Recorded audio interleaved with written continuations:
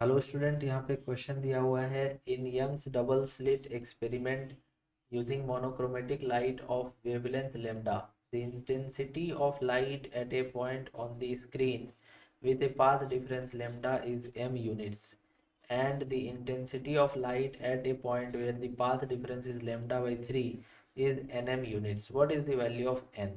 ठीक है, देखिए क्वेश्चन में क्या कह रहा है।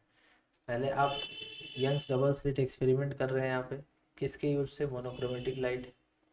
वेवलेंथ क्या है? लेमडा। और अगर पाथ डिफरेंस लेमडा है तो इंटेंसिटी एम है। अब देखिए इंटेंसिटी जो निकाला जाता है वो कैसे निकाला जाता है, उसको हम लोग कहते हैं रिजल्टेंट इंटेंसिटी। क्या कहते हैं? Resultant intensity. ये कैसे निकलता है? अगर मान लीजिए एक का इंटेंसिटी I1 है और दूसरे का I2 है, तो जो रिजल्टेंट इंटेंसिटी निकाला जाता है वो निकाला जाता है I1 plus I2 plus 2 root under I1 I2 cos five. ये होता है रिजल्टेंट इंटेंसिटी का formula.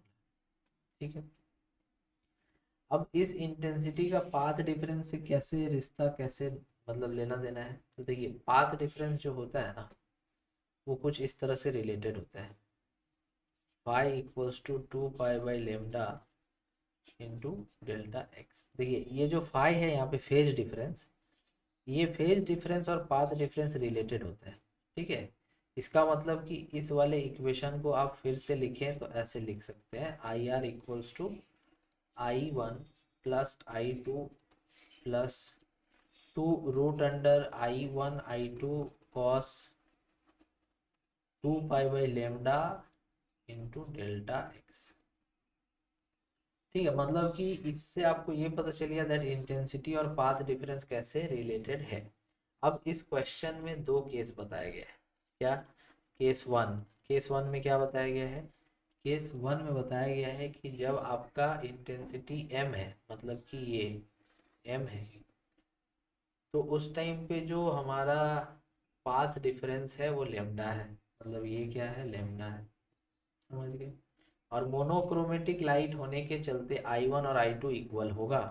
I1 equal to I2 होगा। जो मान लीजिए कि I ले लेते हैं हम लोग यहाँ पे, तो देखिए आई आर के जगह पे आप क्या रख सकते हैं? एम।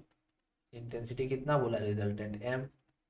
I1 के जगह पर आई, I2 के जगह पर I, plus 2 root under I और आई स्क्वायर, फिर रूट करेंगे आई हो जाएगा। So 2 I cos 2 pi by lambda delta x. कितना लेना है? पाथ डिफरेंस लेमडा लेना है फर्स्ट केस में। तो इससे m इक्वल्स टू आ जाएगा I2 और ये लेमडा लेमडा कट जाएगा, कॉस 2 पाई हो जाएगा 1। ठीक है, और ये हो जाएगा 2 3 4 तो ये m जो है 4i आ चुका है। अब सेकेंड केस में चलेंगे अगर, तो बोल रहा है कि जब पाथ डिफरेंस लेमडा बाई 3 है तो इंटेंसिटी एन एम है। तो केस टू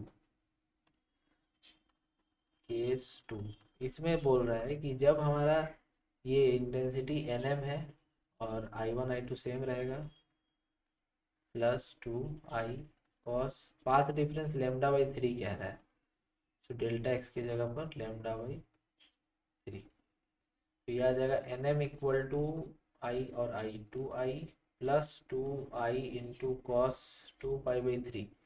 देखिए कॉस 2 पाई बाई 3 जो होता है ना, वो एक्चुअल में क्या है? देखिए कॉस 2 पाई बाई 3 का मतलब है कॉस पाई-पाई बाई 3, पाई-पाई बाई 3। देखिए इसको अगर आप देखेंगे तो ये कॉस 2 पाई बाई 3 ही है, एलसीएम लेके अगर करेंगे तो ये कॉस पाई माइनस थीटा का फॉर्मेट हो गया, मतलब कॉस कॉस ही रहेगा, कॉस पाई बाई 3 हो जाएगा। और चूंकि ये सेकेंड क्वाड्रेंट में जा रहा है इसलिए नेगेटिव होगा।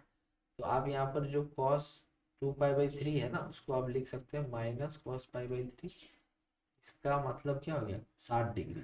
कॉस 60 डिग्री जो कि कितना होता है? 1/2। तो ये आ जाएगा N into M equals to 2i plus 2i into -1/2। ये कैंसिल हो गया, तो यहाँ से आ गया 2i माइनस आई, मतलब कि एन एम जो है ना वो आ चुका आई। हमें एन का वैल्यू चाहिए। अब यहाँ पर आप पहले ही निकाल चुके थे कि m जो होगा 4i होगा, तो आप यहाँ m के जगह पर 4i रख दीजिए इक्वल्स टू आई। अब ये आई कैंसिल हो गया तो n इक्वल टू आ गया 1/4 या फिर 0.25 भी कह सकते हैं। समझ गए? तो ये प्रोसेस पूरा है, डिटेल्ड प्रोसेस है। 0.25 हमारा इंटीजर आंसर होगा। Thank you.